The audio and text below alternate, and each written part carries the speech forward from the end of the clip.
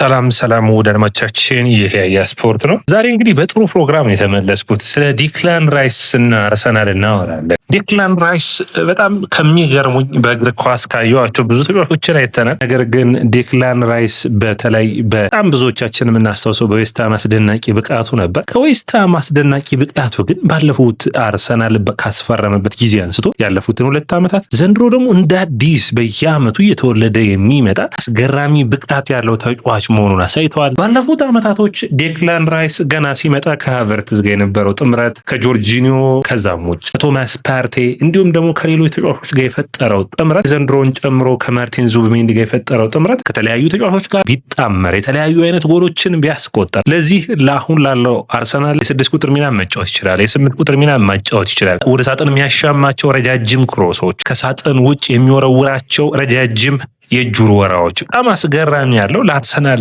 ሁሉ ነገሩ ነው ማለት ይቻላል። ለማይክል አርቴታ አርሰናል በዘንድሮ ውድድር ዓመት የእንግሊዝ ፕሪሚየር ሊግን የአውሮፓ ቻምፒዮንስ ሊግን ለማሸነፍ የሚፈልግ ከሆነ በኔ እይታ የዲክላን ራይስ ሙሉ ዓመቱ ላይ ምርጥ ብቃቱን ማሳየት የመጀመሪያው ተቀዳሚው ምርጡ ብቃት ያለው ተጫዋች ነው። ይህ ግን በአርሰናል ብቻ አይበቃም። በቶማስ ቱሄል እንግሊዝም በዓለም ዋንጫው ላይ ምርጥ ብቃት የምታመጣ ምርጥ ፐርፎርማንስ እንድታሳይ የዲክላን ራይስን ጥሩ አገልግሎት ትፈልጋለች። ታዲያ ዲክላን ራይስ አሁን በአርሰናል ቤት አዲስ ኮንትራት ቀርቦለታል። በቅርቡ ይፈርማል ተብሎ ይጠበቃል። መድፈኞቹ ብዙ ተጫዋቾችን አዳዲስ ኮንትራት እያስፈረሙ ነው። ይህንን የ26 ዓመት ተጫዋች እንግዲህ በጥር 27 ዓመት የሚሞላውን ተጫዋች አዲስ ኮንትራትንም ለመስጠት ከአንድሬ በርታ ጋር ድርድሮችን እያደረገ ይገኛል። ያም እንግዲህ ለመድፈኞቹ ሌላኛው ጥሩ ዜና ነው የሚሆነው። አጠቃላይ የዲክላን ራይስ በአርሰናል ቤት ማይክል አርቴታ ከሰራቸው አስደናቂ ዝውውሮች ውስጥ በእኔ ተቀዳሚ ሆኖ የሚታይ ነው። እስካሁን ድረስ በዋጋም ረገድ ከፍ ያለው ፊርማ እሱ ነው። ነገር ግን ዋጋው ብቃቱ የበለጠው ተጫዋቹ ነው የምታዩት። የሆነት ዴቪድ ሞይስ በአንድ ወቅት 150 ሚሊዮን ፓውንድ ይገባዋል ብለው ነበር። አርሰናል በ105 ሚሊዮን ፓውንድ ነው ያስፈራው። ነገር ግን ስለ ዲክላን ራይስ 105 ሚሊዮን ፓውንድ ተፈረመበት የመጀመሪያ ቀን አንስቶ እስካሁን ድረስ ሲወራ አሰሙም። ምክንያቱም አንዳንድ ተጫዋቾች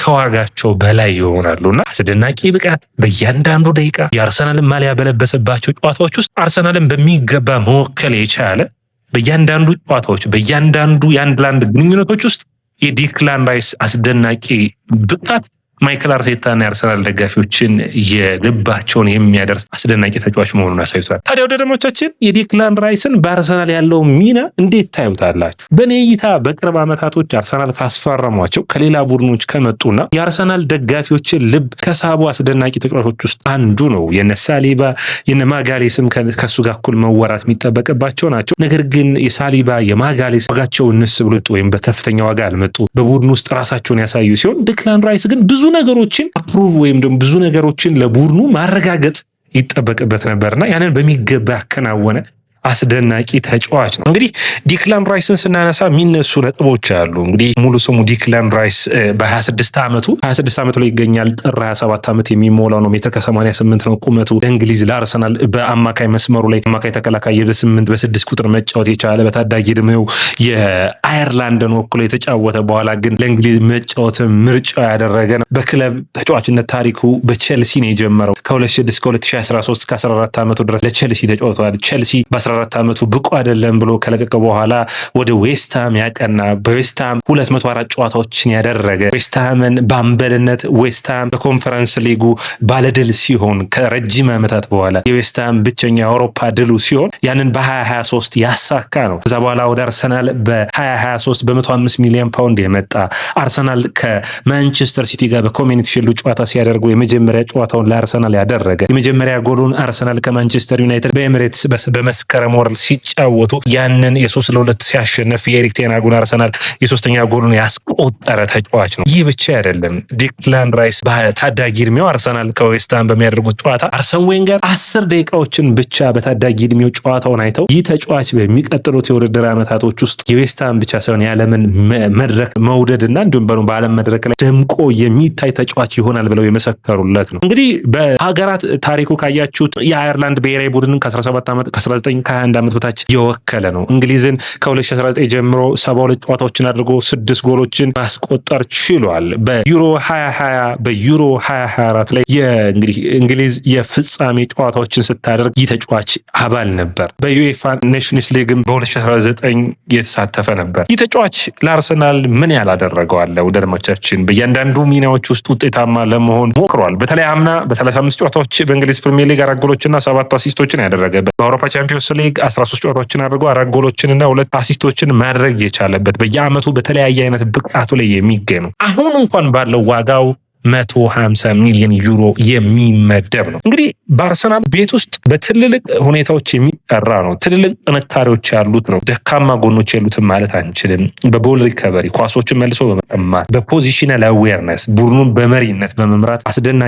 ክህሎት ያለው ተጫዋች ነው። በተለይ በመከላከሉ ረገድ የሚሰጠው ሽፋን የተለየ ነው። እንግዲህ እድሎችን በመፍጠር ከዛ ውጭ አንዳንዴ በጨዋታዎች ውስጥ ሙሉ በሙሉ በጨዋታ ውስጥ ንቁ ሆኖ ባለመጫወት ብዙዎቹ ቢወቅሱትም እነዚህ አይነት ድክመቶቹ ግን በዲክላን ራይስ አልፎ አልፎ የሚታዩ ብቃቶች ናቸው። ታዲያ ዲክላን ራይስን ስናስብ በዚህ ስብስብ ውስጥ ምን ነገሮችና ምን አድርጓል ተብሎ ትናንት እንግዲህ ማይክል አርቴታ በጋዜጠኞች ሲጠየቅ የቡድኑ ቁልፍ ተጫዋች ነው አለ። ግልጽ ያጫወት ስታይል ያለው ነው። በአመራሩ ደግሞ በቡድኑ ውስጥ እያደገ የመጣ ነው የሚል እንግዲህ አርሰናል በዘንድሮ ውድድር ዓመት ማለት ባይጎዱብኝ ብሎ የሚፈልገው ተጫዋች ዲክላን ራይስ ነው። ዲክላን ራይስ በማን ሊተካ ይችላል? በኖርጋርድ ብትተኩት በዲክላን ራይስና በኖርጋርድ መካከል ያለው ልዩነት ሰፊ ሆኖ የሚታይ ነው። ምክንያቱም ይህ ተጫዋች የሚያሻማቸው ማዕዘኖች ብቻ ግማሽ አሲስት ናቸው። ደርማዎቻችን ቅጣት ምቶቹ፣ ረጃጅም ውርወራዎቹ የሚደነቁ ናቸው። አምና ሪያል ማድሪድ ላይ በኤምሬትስ ስታዲየም ያስቆጠራቸው 2 ቅጣት ምቶች ፑሽካሽ አዋርዱ ላይ እንዲመረጥ ያደረጉት ናቸው። ዘንድሮ ከዙቢሜንዲ ጋር ያደረጉት ቴሌፓቲክ የሚባል ማለትም የግድ እግር ኳስ አንዳንዴ አብረህ መስጠን ሳይጠበቅብህ አስደናቂ የሆኑ ውህደቶችን በፍጥነት የምታገኛለና እንደዚህ አይነት ውህደትን ያላቸው ከዙቢሜንዲ ጋር ድሮችን የሚፈጥሩበት የሚከላከሉበት መንገድ ሁለቱ የስፔንና የእንግሊዝ 2 ምርጥ 6 ቁጥር በሚገባ የተግባቡ አስደናቂ የአማካይ መስመር ጥምረትን አሳይተውናል። ዲክላን ራይስ ግን ከዙቢሜንዲ ጋር ብቻ ስለሆነ አይደለም ነው። ዲክላን ራይስ ወደ አርሰናል ቤት ሲመጣ የቶማስ ፓርቴ መጎዳት፣ የግራኒት ዣካን ስብስብ ውስጥ አለመኖር ተከትሎ ከሀቨርትዝ ጋር በአማካይ መስመር ጀምሮ የመጀመሪያዎቹ 6 ወራት በ6 ቁጥር ሚናነቱ አየ ነው አይደል? ያኔ አርሰናል ሲቸገር ማይክል አርቴታ እንደ አማራጭ ወሰደው ጆርጂኒዮን ማምጣትና ራይስን እንደ ቦክስ ቱ ቦክስ ሚድፊልደር ነበር የወሰደው ከጥር 24 ጀምሮ። ከዛ በኋላ ጥሩ የሆነው ውህደትን አየ። ከዛ ቶማስ ፓርቴ ከጉዳት አገገመ። አምና የራይስና የፓርቴ ጥምረት አስደናቂ ነበር። ከሚካኤል ሞሪኖ እንደ አዲስ ፈራሚነት መምጣቱን ተከትሎ ደግሞ ከሞሪኖ ጋር በጣም ጥሩ የሆነ ጥምረትን ሲያሳዩ ይታይ ነበር። ነገር ግን ዲክላን ራይስ ከፓርቴ ጋር ሲሰለፍ፣ ሞሪኖ ጋር ሲሰለፍ፣ ከዙቢሜንዲ ጋር፣ ከጆርጂኒዮ ጋር፣ ከእያንዳንዱ ተጫዋች ጋር ሲሰለፍ የተለያየ አይነት ብቃቱን ነው የሚወጣው። ከፓርቴ ጋር ሲሰለፍ ማጥቃቱ ላይ ኳሱን ወደፊት መውሰድ ላይ ፓርቴ መከላከሉን ስለሚሸፍን ከዙቢሜንዲ ጋር በመከላከሉ ያግዘውና አንዳንዴ ሲያጠቃ ታዩታላችሁ። ባላንስ የሆነ ማጥቃትና መከላከሉ ሁለቱም ተጫዋቾች ሲጋሩ ታዩታላችሁና የተለየ ክህሎት ያለው ነው። ሃሪኬን ስለ ዲክላን ራይስና ስለ ቡድኑ በተናገረበት ጊዜ አርሰናል ቡድኑ ውስጥ ረሃባ ያለው ዘንድሮ ብሏል። አንዱ ትልቁ ምክንያት የዲክላን ራይስ ሚና ነው። በዌስትሃም የቡድኑ አንበል ነበር እንግዲህ በታዳጊ እድሜው ማለት ይቻላል። ታዲያ የዴቪድ ሞይስ በዚህ ወቅት ነበር 150 ሚሊዮን ፓውንድ ይህ ተጫዋች ይገባዋል ብሎ የመሰከሩለት። አርሰናል ቡድኑ ውስጥ የኦዴጋርድ፣ የሳካ፣ የገብርኤል ማጋሌስ፣ የሚካኤል ሞሪኖ አንበልነት ቢኖርም ግን የዲክላን ራይስ ቡድኑን በተጫዋችነት የአንበልነት እንትኑን ሳያደርግ ቡድኑን የሚመራበት መንገድ አዳዲስ ታዳጊዎቹ በተለይ ለስካሊ ለኗነሪ አምና ዘንድሮ ለማስዳውንማን አሪያ መሆን የሚችል ቡድኑ በሚገባ ንግግሮችን ማድረግ የሚችል የማይክል አርቴታን ንግግሮች የማይክል አርቴታን ሀሳቦች ቡድኑ ውስጥ የሚያሰርጽ ቡድኑ ውስጥ ያለው አሰልጣኝ ነው ማለት የሚቻል ነው። በጣም የሚደንቅ ክህሎት ያለው ነው። በየጊዜው እድገቱን ታዩታላችሁ። በየአመቱ የሆነ ነገር ይጨምራል። ያ ደግሞ አስደናቂ ያደርገዋል። በብሔራዊ ቡድን ቶማስ ቱዌልን አግኝቷል። ሌላ ታክቲክ፣ ሌላ ብቃቱን ማውጣት እንዲችል የሚያግዙት ነው የሚሆኑት። በብሔራዊ ቡድን አሁን ኤሊት አንደርሰን ጋር የፈጠረው ጥምረት እንግሊዝን ለዓለም ዋንጫ የተለየ ተገማች እንድትሆን የሚያደርጋት ይመስለኛል። በእንግሊዝ ፕሪሚየር ሊግ ከዙቢሜንዲ ጋር የፈጠሩት ጥምረት አርሰናል በወጥነት የሚቸገርበት የነበሩትን ሁኔታዎች በሚገባ እያሻሻለ እንዲሄድ ያገዘው ነው። እንግዲህ ይህ ተጫዋች በአርሰናል ቤት ገና በፈረመበት ወቅት እንዴት ነው የሚሆነው የ105 ሚሊዮን ፓውንድ ዋጋ ተብሎ ሲነሳ በሚገርም ፍጥነት ነው የተቾቹን አፍ ዝም ያስባለው። በሞናኮ ጨዋታ ምን ያክል በቀድሞ ውድድር ጨዋታ ነበር አስደናቂ የሆነ እንግዲህ በፍጥነት ነው ብዙ ኤሪያዎችን ማካለል የቻለውና የዚህ ተጫዋች ሳምባ ምን ያክል ሊሰፋ ነው እንደዚህ ሙሉ ኤሪያውን የሚያከናውን የሚያስብል ነበር። ከዛ የማንቸስተር ሲቲ ጨዋታ የሚረሳ ነበር ከቶማስ ፓርቴ ጋር የፈጠሩት ጥምረት። ታዲያ ይህ ተጫዋች በዘንድሮ የውድድር ዓመት አርሰናል ውጤታማ ከሆነ በዲክላን ራይስ ኮርናዎች ነው፣ በዲክላን ራይስ ረጃጅም ውርወራዎች ነው፣ በዲክላን ራይስ ቅጣት ምቶች ነው፣ በዲክላን ራይስ የአማካይ መስመር ኃላፊነት ነው። በቸልሲ ጨዋታ እንኳን የዲክላን ራይስ ሚና የሚተካ አልነበረም። ብዙ ቦታዎችን ያካልላል፣ ብዙ ቦታዎችን ይሸፍናል። አንዳንዱን ኳሶች መፋለም የሚችል ነው። መድፈኞቹ አዲስ ኮንትራት እንደሚያስፈርሙት ይጠበቃል። አዲስ ኮንትራቱን ከፈረመ በኋላ ውጤታማነቱም የመቀጠል ድሉ ሰፊ ነው። ያለው ኮንትራት 2 ዓመት ቢቀረው ነው። ኦልሞስት 3 ዓመተኛ ዓመቱ ላይ ስለሚገኝ አርሰናል እስከ 5 ዓመት ኮንትራቱን የማራዘም ፍላጎት አለው። በሌሎች ትልልቅ ቦታዎች ላይ ማሸነፍን፣ በትልልቅ ቦታዎች ላይ ውጤታማ መሆንን የሚችል አቅም ነው ያለው። አርሰናሎች ሌላኛውን ድንቅ አማካይ ቡድን ውስጥ ማቆየት የሚችሉ ይመስለኛል። ወደ አድማጮቻችን ስለ ዲክላን ራይስ ያወራንበት ፕሮግራማችን ይመስላል። ሌጋ ስፖርትን ላይክ፣ ሼር፣ ኮሜንት፣ ሰብስክራይብ ማድረጋችሁን አትርሱ።